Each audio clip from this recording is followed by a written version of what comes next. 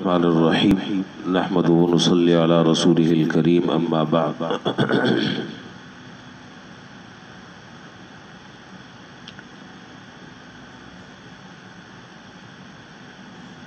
कल सलातुल हाजत से मुताल्लिक़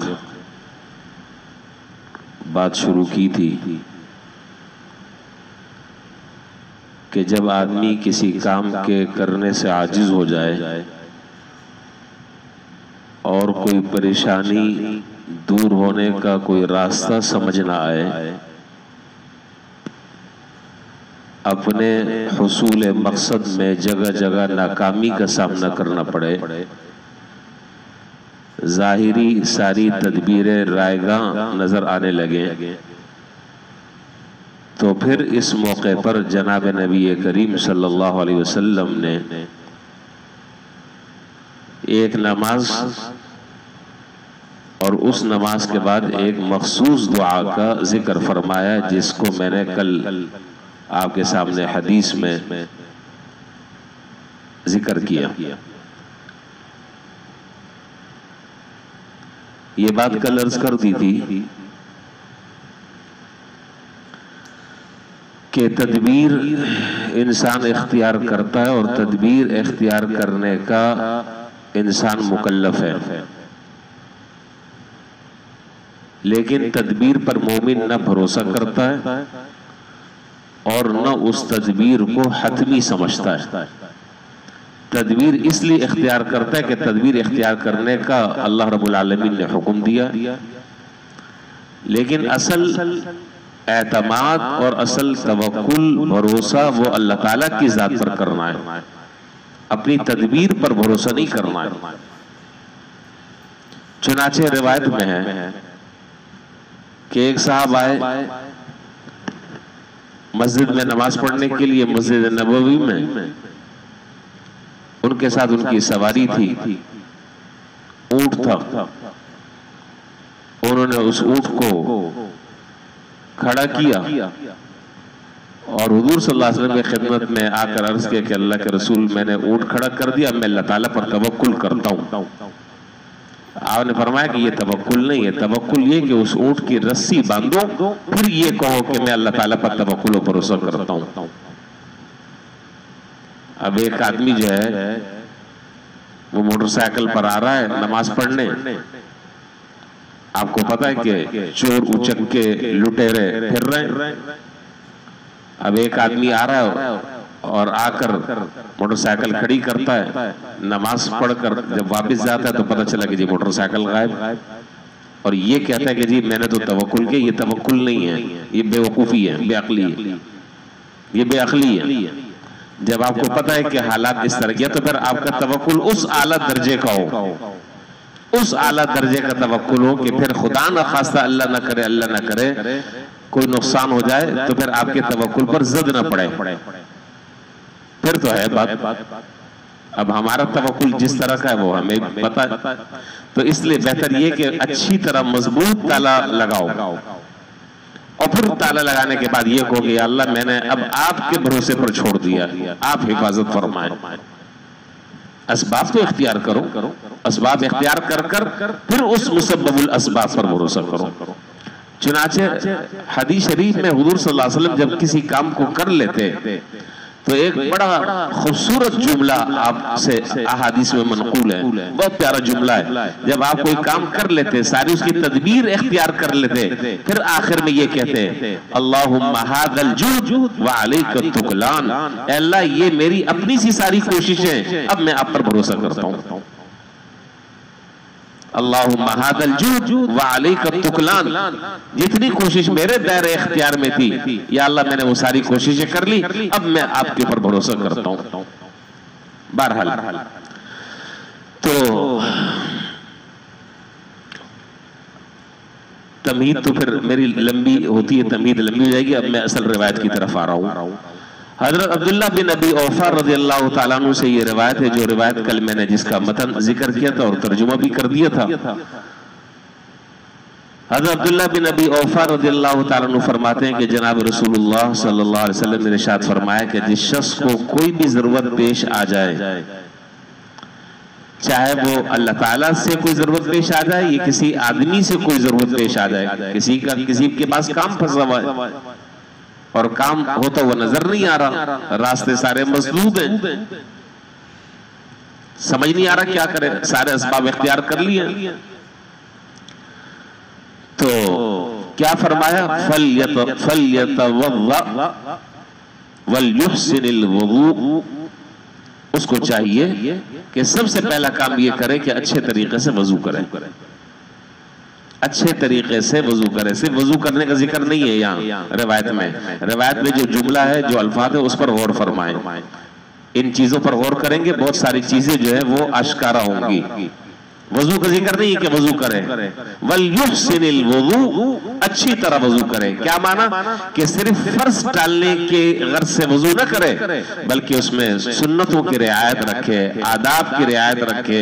और हुजूर सल्लल्लाहु अलैहि वसल्लम ने हर आज़ा के धोते वक्त जिन दुआओं का तस्करा फरमाया, उन दुआओं को पढ़े, और आपने जिन जिन आज़ा को धोते वक्त गुनाहों के धुलने की बशारतें दी हैं, उसका इस्तेहजार रहे। फिर उस वजू की क्या बात होगी, उसके क्या अनवार और बरकत होंगे। ये नहीं है कि आपने नलका खोल दिया, चलो भाई पानी तो मस्जिद का पानी है, पानी बह रहा है, आप आराम से कोई दाएं बाएं वाला कोई जानने वाला मिल गया, उससे अलेक सलेक हो रही है। ये अच्छी तरह वजू करना नहीं है, ये वजू में गुनाह और इसराफ है। चाहे आप घर में वजू कर रहे हो, चाहे आप मस्जिद में वजू कर रहे हो, ये पानी नेमत है अल्लाह ताला की, इस नेमत के बारे में सवाल होगा। ये नहीं कि आपने अगर खरीदा नहीं है तो अब आपने टूटी खोल दी है और अब वो आखिर में बंद होगी जब आप फारिग होंगे। ये इसराफ और गुनाह है, इससे बचना चाहिए। बहरहाल तो अच्छी तरह वजू करने का माना यह है, अच्छी तरह वजू करने का माना यह है कि वजू को सुन्नतों की रियायत रखते हुए, मुस्तहब्बात की रियायत रखते हुए, उसके जो आदाब बयान किए उनकी रियायत रखते हुए, और हुजूर सल्लल्लाहु अलैहि वसल्लम ने उस वजू में आज़ा को धोते वक्त जिन चीजों की बशारतें दी हैं कि जब तुम मुंह धो तो ये तसव्वुर करो कि अल्लाह ताला इससे होने वाले गुनाहों को अल्लाह ताला माफ फरमा रहे हैं। पहले भी मैंने शायद जिक्र किया था इशारतन। ये है अच्छी तरह वजू करना, हर तरह के इसराफ से बचे आदमी। एक तो काम ये कि अच्छी तरह वजू कर ले, वल्युसल्ली रकातैन, फिर उसके बाद क्या करे, 2 रकात नमाज की नियत करे, 2 रकात नमाज पढ़े। ये नमाज जो है, अब आप इसमें नियत करेंगे सलातुल हाजत की। यूं कह लें कि मैं 2 रकात नमाज हाजत अदा कर रहा हूं, या सलातुल हाजत के लिए एक ही बात है, 2 रकात। और मैंने अर्ज किया कि जैसे आम नफिल नमाज होती है, इसी तरीके से ये भी नफिल नमाज है। अच्छा, अब इसमें बाज लोगों ने जो है वो मुख्तलिफ अपनी अपनी तरफ से मुख्तलिफ सूरतें घड़ी हुई हैं कि सलातुल हाजत 2 रकात नमाज होती है, उसमें फलां सूरतें पढ़ी जाती हैं, फलां सूरत पढ़ी जाती है, बस यानी उसको इतना लाजिम और जरूरी समझा हुआ है कि उसके अलावा जो है वो कोई और आप सूरत नहीं पढ़ सकते। शरअन मसला ऐसा नहीं है, आप कुरान करीम में से कहीं से भी कुछ पढ़ते हैं, कोई भी सूरत आप पढ़ते हैं, आप पढ़ सकते हैं। अलबत्ता यहाँ एक बात जरा सा ज़हन नशीन फरमा लें, हमारे बाद बुजुर्गों का तजर्बा यह है कि अगर फलां सूरत पढ़ी जाए तो अल्लाह ताला उसकी बरकत से इस नमाज पढ़ने वाले की मुश्किल आसान फरमा देते हैं। लेकिन यहाँ मैं एक बात फिर दोबारा खास तौर पर मैं कह रहा हूँ कि वो जो बुजुर्गों के तजर्बे से साबित है उसको सुन्नत समझ कर ना पढ़े। जाहिर है कि जो चीज हुजूर सल्लल्लाहु अलैहि वसल्लम से मखसूस तौर पर कोई चीज साबित नहीं है तो इन चीजों का इख्तियार बुजुर्गों को भी नहीं है। इसलिए मैंने जुमला क्या कहा कि बुजुर्गों का अपना तजर्बा है, उस तजर्बे की रोशनी में अगर कोई आदमी उन सूरतों को पढ़ ले तो बेहतर है, लेकिन सुन्नत समझकर न पढ़े, सुन्नत समझकर न पढ़े। अगर सुन्नत समझकर पढ़ेगा तो ये चीज बिदअत हो जाएगी, यही चीज बिदअत हो जाएगी। हजरत डॉक्टर अब्दुल हई साहब आरफी रहमहुल्लाह हजरत ने फरमाया कि जब सलातुल हाजत पढ़नी हो तो तजर्बा यही है कि पहली रकात में सूरह अलम नशरा और दूसरी रकात में इज़ा जाअ नस्रुल्लाहि वल फत्ह सूरह नस्र जिसको कहते हैं, मैं फिर देखे दोबारा कह रहा हूं, ऐसा ना हो कि बाद में आप मेरे पर फतवा लगा दें। हाँ, फिर मैं दोबारा बात कह रहा हूं, ये बुजुर्गों के तजर्बे से साबित है। तो तजर्बा होता है, वो सुन्नत नहीं होती। जिसका दिल चाहे कर ले, न दिल चाहे ना करे, कहीं से भी पढ़ ले। तो तजर्बा बुजुर्गों का यही है कि पहली रकात में सूरह अलम नशरह और दूसरी रकात में सूरह नसर ये पढ़ ले, तो अल्लाह ताला इंशाअल्लाह इस नमाज पढ़ने वाले की जो परेशानी है, इस सूरतों की बरकत से अल्लाह ताला उसकी परेशानियों को दूर फरमा देंगे। अच्छा जी, नमाज भी पढ़ ली।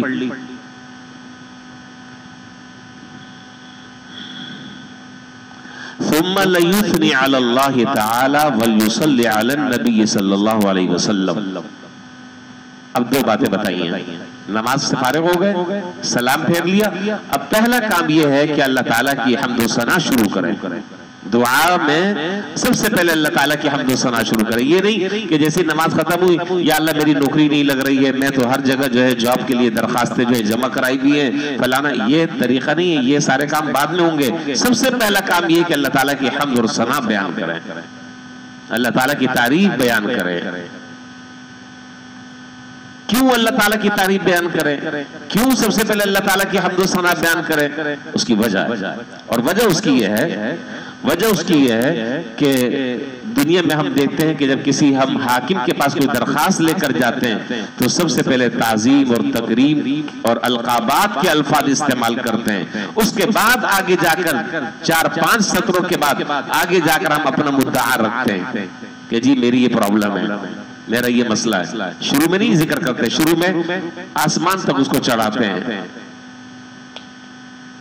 अलकाबात की लंबी एक लाइन होती है ताकि उसको देखकर वो खुश हो जाए और जिस काम के लिए मैं दरखास्त दे रहा हूं मेरा मकसद हासिल हो जाए और वो उसकी अप्रूवल दे दे, साइन कर दे। ये सारे मकासद होते हैं। तो जब दुनिया की किसी हाकिम के सामने जब हम दरखास्त देते हैं उसके लिए अलकाबात और बड़े बड़े ताजीम के अल्फाज हम इस्तेमाल करते हैं। तो हक ताला जल्ला शानु जो अहकमुल हाकिमीन है वो तो ज्यादा इसके मुस्तहिक हैं कि उनकी तारीफ और तौसीफ बयान की जाए, जो कि हकीकी तारीफ के मुस्तहिक है। तो इसलिए फरमाया कि अल्लाह ताला की तारीफ बयान की जाए। या अल्लाह सारी तारीफें आपके लिए हैं। तो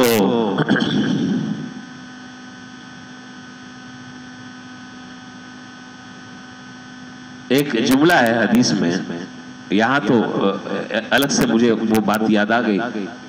हदीस में एक जुमला है कि जब कोई आदमी अल्लाह ताला की तारीफ और अल्लाह ताला की हम्द व सना इन अल्फाज में बयान करता है,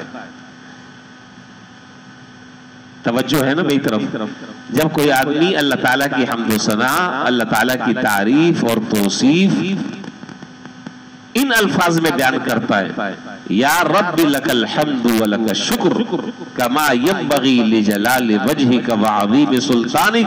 हदीस में है कि ये कलमा अल्लाह ताला को इतना पसंद है, इतना पसंद है कि अल्लाह ताला फरिश्तों से कहते हैं कि बताओ इसका क्या सवाब लिखा जाए,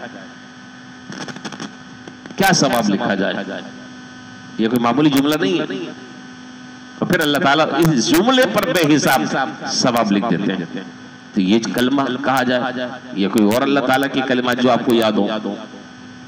वल युसल्ली अलन नबी, पहले अल्लाह ताला की हम्द व सना बयान की, ये दुआ का आदाब, दुआ के आदाब भी बतलाए जा रहे हैं साथ साथ। अल्लाह ताला की हम्द व सना बयान की और अब जब हम्द व सना से फारिग हुए तो अब हुजूर सल्लल्लाहु अलैहि वसल्लम पर दुरूद भेजे। अब कोई आदमी ये कह सकते कि जी यहाँ पर हुजूर सल्लल्लाहु अलैहि वसल्लम पर दुरूद भेजने का कौन सा मौका महल है, यहाँ क्या जरूरत पेश आ गई हुजूर पे दुरूद भेजने की? उसकी वजह और मैं पहले आपको बता चुका हूं और गालिबन मैंने जुमरात के दिन मैंने इस पर बात की थी असर में कि दुरूद शरीफ जो है, बात तो बहुत लंबी वहां उस वक्त जिक्र हुई थी, यहाँ इससे मुताल्लिक़ बस मैं एक बात कहकर अगली बात कर रहा हूं कि दुरूद शरीफ जो है वो इस कायनात में और उस दुनिया में एक ऐसी दुआ है कि जो 100% अल्लाह ताला के काबिल कबूल है। बाकी कोई आदमी किसी दुआ के बारे में दावे से ये बात नहीं कह सकता कि वो कबूल होगी, लेकिन ये एक ऐसी दुआ है कि जो हर हाल में अल्लाह ताला कबूल फरमाते हैं। एक बात तो दुरूद शरीफ का मौका और महल यह है कि जब आप दुरूद शरीफ पढ़ रहे हैं तो इसका माना यह है कि आपने उस दुआ पर मोहर लगा दी है कबूलियत की। आपने उस दुआ पर मोहर लगा दी है कबूलियत की। अब इंशाअल्लाह अल्लाह ताला की रहमत से उम्मीद है कि वो दुआ आपकी अब जो आप आगे करने जा रहे हैं वो कबूल होगी। वल युसल्ली अला नबी सुम्मल यकुल, फिर उसके बाद ये कहे ला इलाहा इल्लल्लाहुल हलीमुल करीम, अल्लाह ताला के अलावा कोई माबूद नहीं। ए अल्लाह, जो आपकी सिफत हलीम, अल्लाह ताला की एक सिफत हिल्म है, अल्लाह ताला की एक सिफत करम है। आदमी दुआ में इन अस्मा का तस्करा कर रहा है, ये अल्लाह ताला के अस्मा हुस्ना में से है। अल्लाह ताला की इन अस्मा हुस्ना का तस्करा कर कर दुआ कर रहा है। ये इन अस्मा का जिक्र कर कर दुआ करने में राज ये है कि इसके पीछे दुआ की कबूलियत की कोई चीज छुपी हुई है। जब भी हुजूर सल्लल्लाहु अलैहि वसल्लम ने ये कहा कि इन अल्फाज के साथ दुआ मांगो, इसका असर होगा। ला इलाहा इल्लल्लाहुल हलीमुल करीम, सुब्हानल्लाहि रब्बिल अर्शिल अज़ीम, अल्हम्दुलिल्लाहि रब्बिल आलमीन, अस्अलुका मूजिबाति रहमतिक। ऐ अल्लाह, मैं आपसे उन चीजों का सवाल करता हूँ जो आपकी रहमत के मूजिब हैं, उसका सवाल करता हूँ। व अज़ाइम मग़फ़िरतिक, और आपकी पुख्ता मग़फ़िरत का सवाल करता हूँ।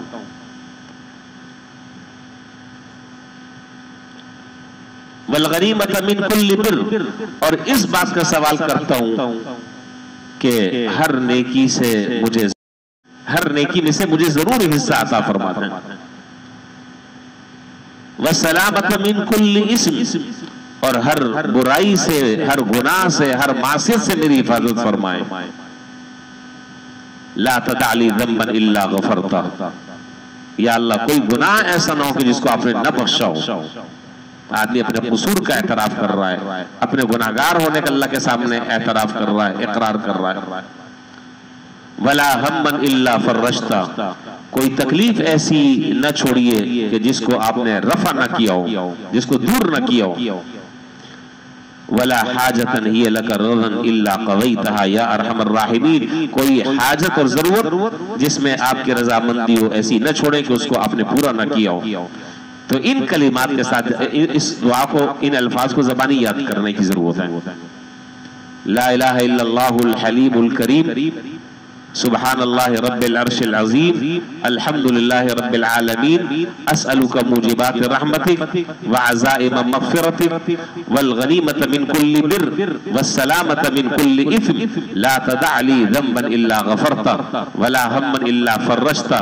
और आगे जो दूसरी हदीस में उनमें अल्फाज जरा सा और भी हैं। वला दीनन इल्ला क़ज़ैता वला मरीज़न इल्ला शफ़ैता वला मुब्तलन इल्ला आफ़ैता वला ज़ालिमन इल्ला अहलकता वला मज़लूमन इल्ला नसरता वला हाजतन मिन हवाइज दुनिया वल आखिरा इल्ला क़ज़ैतहा व यस्सरतहा या अरहमर राहिमीन। और या अरहमर राहिमीन जो है, बाज़ उलमा ने फरमाया कि ये इसमें आज़म है। या अरहमर राहिमीन जो है, ये बाद हज़रात ने कहा कि ये इसमें आज़म है। और आपको मालूम है कि इसमें आज़म के लफ्ज़ से जब दुआ की जाती है तो अल्लाह ताला उस दुआ को कबूल फरमाते हैं। बस वक्त मैंने आपका ज़्यादा ले लिया, बस ये हदीस में ये मुकम्मल करनी थी। ये सलातुल हाजत का तरीका है, ये उस सलातुल हाजत की ये दुआ है। जब कोई ज़रूरत पेश आए, जब कोई मसला पेश आए और वो मसला हल होता हुआ नजर ना आ रहा हो, तो सबसे पहले अल्लाह ताला की तरफ रुजू करना चाहिए। और उसका तरीका ये है कि 2 रकात सलातुल हाजत की नियत से 2 रकात नफिल नमाज पढ़े, अच्छी तरह वजू करे, इत्मीनान के साथ नमाज पढ़े, दुआ से, नमाज से फारिग होकर अल्लाह ताला की तारीफ बयान करे, हुजूर पर दुरूद भेजे और उसके बाद इन अल्फाज में दुआ करे जो दुआ मैंने भी आपके सामने जिक्र की है। अल्लाह ताला ने अगर चाहा इंशाअल्लाह, और अगर उस मसले का हल होना अल्लाह ताला की नजर में बेहतर हुआ तो इंशाअल्लाह उस मसले से खलासी अल्लाह ताला नसीब फरमा देंगे। अल्लाह ताला हमें इसके मुताबिक अमल करने की तौफीक अता फरमाए। व आखिर दावाना अल्हम्दुलिल्लाह।